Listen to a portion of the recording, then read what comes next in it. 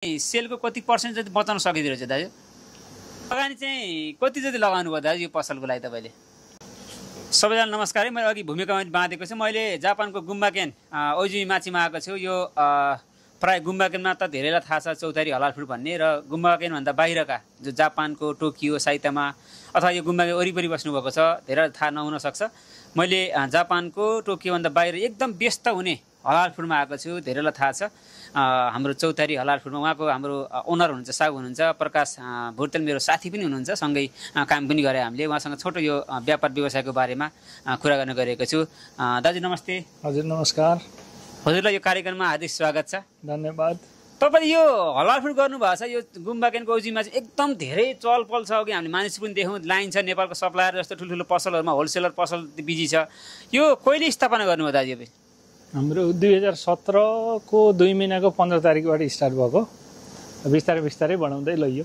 2017बाट स्थापना गर्नुभयो र यसको बढ्दै बढ्दै अहिले 2025सम्म 8-9 वर्ष भयो। हजुर। एकदम व्यस्त हुनुहुन्छ। यो गुम्बाकेनवासी धेरैलाई थाहा छ। कस्तो व्यापार व्यवसाय गर्दै नेपालीको फलो कस छ? राम्रै छ? राम्रो हुनुहुन्छ। नेपाली बढ्दो क्रममा छ। अब पहिला भन्दाखेरि अहिले हालचाल आएर बढिराख्नु भएको छ, जताततै जापानबाट नै बढ्नु भएको छ। प्लस यो गुम्बाकेनमा हामी भएको ठाउँमा पनि बढ्नु भएको कारणले व्यापार व्यवसाय राम्रै छ।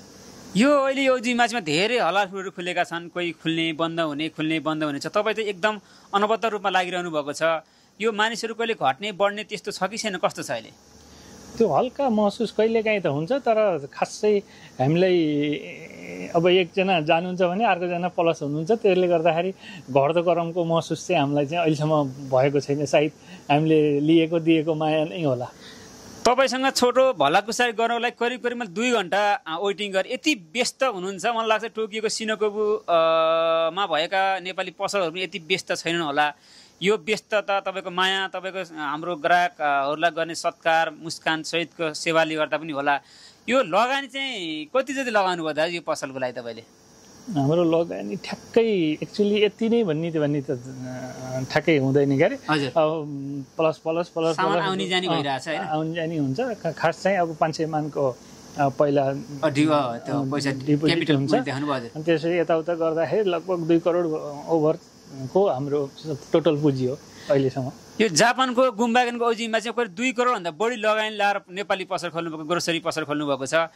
यो तपाईँको वार्षिक नभएर मासिक व्यापार चाहिँ कति छ? सेल चाहिँ कति छ दाजु? लगभग 800 मन मासिक। लगभग मासिक चाहिँ 800 मन भनेको नेपाली 80 लाख जतिको कारोबार गर्नुहुन्छ तपाईँ। योभन्दा पहिला बाहिर अरू पनि ब्रान्च खोल्नु भएको थियो, त्यो छ कि छैन अहिले? ब्रान्च 2टा खोलेको थियो। हजुर। तर अलिकति व्यस्तता, घरतिर जानुपर्ने, आउजाउ गर्नुपर्ने, आफूले रेखदेख गर्न नसक्ने कारणले गर्दाखेरि अहिले चाहिँ त्यो 2टा ब्रान्च चाहिँ क्लोज गरिएर यसैलाई नै फोकस गरेर। तपाईँले साइडमा होटल पनि खोल्नु भएको छ, रेस्टुरेन्ट पनि खोल्नु भएको छ, स्टाफ पनि राख्नु भएको छ। यहाँ पार्टी, विवाह, व्रतबन्ध, यस्तो कार्यक्रम, बर्थडे पार्टीहरू पनि गरिरहनु भएको छ। त्यता पनि यो काम यो स्टाफ राख्नु भएको छ। दुईतिरै जुन समय निकाल्ने भ्याउनु भएको छ हैन? हजुर। स्टाफ पनि हुनुहुन्छ, फ्यामिलीहरू पनि हुनुहुन्छ, साथीभाइहरू पनि। हाम्रो यहाँ विशेष गरेर कस्तो भन्दाखेरि हलाल व्यापारिक हिसाबले भन्दा पनि हाम्रो फ्यामिलियर बढी हामीले दिने माया, अब ग्राहकले पनि हामीप्रति गर्ने विश्वास चाहिँ हामी जोसित पनि हामीले काम गराउन सक्ने, लिन पनि सक्ने, दिन पनि सक्ने। हाम्रो आफ्नै नेचर पनि त्यस्तो खाले र हामीसित टच हुनुभएको सबै पनि त्यस्तै भेटिनुहुन्छ र त्यो नै हाम्रो चाहिँ अब बिजनेस प्लस यो प्रगति हुनुमा पनि प्लस अब यो के अरे रनिङ हुनु पनि त्यसैमा। त्यो धेरै जति पनि भिडियो हेर्नुभएको सबैको एउटा जिज्ञासा के हुन्छ भन्दाखेरि हामी नेपालीको चाहिँ अलिकति सोच्ने चाहिँ अलिकति पहिलो कुरा सोच्छौँ, धेरै कुरा अगाडि सोच्छौँ। यो हलाल फुडबाट धेरै जापानमा धेरै हलाल फुड खुलेका छन्। यो तपाईँको हकमा चाहिँ भन्न मिल्छ मिल्दैन अथवा ठ्याक्कै भन्न नमिल्ने नि लगभग यति जति भन्दा हुन्छ? तपाईँको मासिक सबै खर्च कटाएर यताउता तपाईँको अब स्टाफ खर्च पनि छ, अब यहाँको ग्यास पानी बिजुलीदेखि लिएर अब भाडा पार्किङ पनि छ, सबै कुरा खर्च कटाएर लगभग चाहिँ सेलको कति पर्सेन्ट जति बचाउन सकिँदो रहेछ दाजु? अब त्यो त ठाउँ परिवेशले गर्दाखेरि पनि थोरै धेरै हुन्छ होइन। हजुर ठ्याक्कै एक्चुअली यति नै भन्ने चाहिँ हाम्रो अब त्यो क्लोजिङ वार्षिक रूपमा चाहिँ यति हो भन्ने चाहिँ थाहा हुन्छ। मासिक रूपमा चाहिँ हजुर हाम्रो त्यो के अरे अलिकति सिस्टमको उसले गर्दाखेरि मासिक यति भन्ने चाहिँ हुँदैन।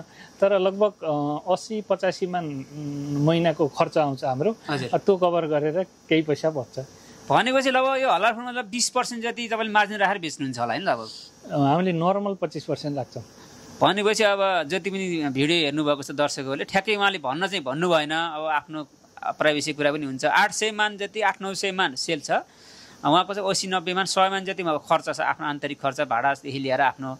भनेपछि अब त्यो 80-800 मानमा चाहिँ 20% प्लस गर्दा पनि त्यसबाट घटाउँदा कति हुन्छ तपाईँले आफै हिसाब गर्नु होला। धेरै राम्रो छ। मलाई सबै हलाल फुड यतिको चल्छ भन्ने पनि हुँदैन। कुनै हलाल फुडमा चाहिँ मानिसहरू आएको छैन, सबै सामानहरू पाएको छैन। यहाँ चाहिँ नुनदेखि सुनसम्म कुनै पनि सामान छैन भन्ने त्यो गुनासो पनि छैन। र एउटा सामान एउटा मात्रै होइन 2, 3, 4, 5 थरी 6 थरीसम्म सामान छ। तपाईँले केही यो वरिपरि गुम्बा केनका धेरै चिन्नुहुन्छ। यो ठाउँको बारेमा कुन ठाउँ हो यो बताइदिनुहोस् न है। यो गुम्बा केनको ओइजुमी माछी निसी कोइजुमी एकीबाट 2-3 मिनट मात्रै लाग्छ गाडीमा। 5 मिनट हिँडेर लाग्छ। तपाईँ नेपालबाट आउनुभयो? कति भयो जापान आउनुभएको? हामी 12 वर्ष पुरा भयो। 12 वर्ष भयो र यो पसल खोल्नु भएको चाहिँ 8 वर्ष भयो। आएको 4 वर्षमा पसल खोल्नुभयो। सन्तुष्ट हुनुहुन्छ? एकदम ठिक छ। व्यवसाय अब आएको मितिबाट पछाडि फर्केर हेर्न परेको छैन। हजुर अहिले नेपालबाट चाहिँ धेरै नेपालीहरू जापान आउनुभएको छ विद्यार्थी भिजामा। अहिले ब्याचलर भिजा भन्ने छ, दुनियाँ धेरै भिजा छ। धेरैको एउटा जो ब्याचलर भिजामा आएको होस्, विद्यार्थी भिजाबाट वर्किङ भिजा गरिसके पछाडि होस्, कुकले होस्, सबैको एउटा टार्गेट चाहिँ के छ भन्दाखेरि जापानमा बिजनेस गर्ने। र बिजनेस गर्ने के गर्ने भन्दाखेरि प्राय नेपालीहरूको मुखमा फ्याट्टा आउने दुईवटा कुरा छ। एउटा होटल, इन्डियन होटल, अर्को चाहिँ हलाल फुड। यो हलाल फुड खोल्न चाहने कसैले खोल्छु भन्ने छ, सबैलाई के सल्लाह दिन चाहन्छु? यसबाट छ छैन, कस्तो छ, यसको बारेमा थोरै चुनौतीहरूको बारेमा थोरै बताइदिनुहोस् न है। अब हामी त यहाँसम्म आइसकेको भएर हामी ब्याकुने चान्स त छैन। हामी अगाडि नै बढ्ने हो। तर अब नयाँ गर्न खोज्नुहुन्छ भने पहिला भाषा र अनि जापानको विषयमा ज्ञान भएर मात्रै यो के अरे अरू कुनै पनि बिजनेस मात्रै नभएर अरू कुनै पनि भिसा चेन्ज गर्दाखेरि त्यो विषयमा भाषा पहिलो नम्बर, अनि सेकेन्ड चाहिँ जापानमा कुन ठाउँमा कस्तो के गर्न सकिन्छ भनेर त्यो अध्ययन गरेर मात्रै अगाडि बढ्नु हो भने सफल भइन्छ। अरूको देखासिखी गर्नुभयो, अर्काले यति कमायो म त्यति कमाउँछु भन्ने, अनि साइडमा ल्याएर पसल खोलिदिने, अर्काले यस्तो चल्यो मेरो चल्छ भन्ने चाहिँ हुँदैन। सबैले चाहिँ आफ्नो क्षमता अनुसार त्यो किसिमको ज्ञान पनि हुनु पर्यो, भाषा पनि हुनु पर्यो, पब्लिक पनि भएको ठाउँमा खोल्नु पर्यो। सबै कुरा भयो भने चाहिँ निरन्तरता पनि हुनु पर्यो र सबै सामान उपलब्धता पनि हुनु पर्यो। त्यो भयो भने चाहिँ सफल हुन सकिन्छ। नत्र भने अरूको देखासिखी गऱ्यो भने चाहिँ त्यही खासै फाइदा छैन। हजुर हजुर त्यही नै हुन्छ। एकदम व्यस्तताको बावजुद पनि हामीलाई समय दिनुभयो। तपाईँलाई धेरै धेरै धन्यवाद र आगामी व्यावसायिक सफलताको लागि हार्दिक मङ्गलमय शुभकामना गर्छु। तपाईँको व्यापार अझै बढी चम्कियोस्। हामी 2 घन्टा होइन 6 घन्टा 7 घन्टा वेटिङ गरेर तपाईँसँग कुरा गर्न मिलोस्, यो शुभकामना दिन चाहन्छु। हस्, थ्याङ्क यू, धन्यवाद। धन्यवाद।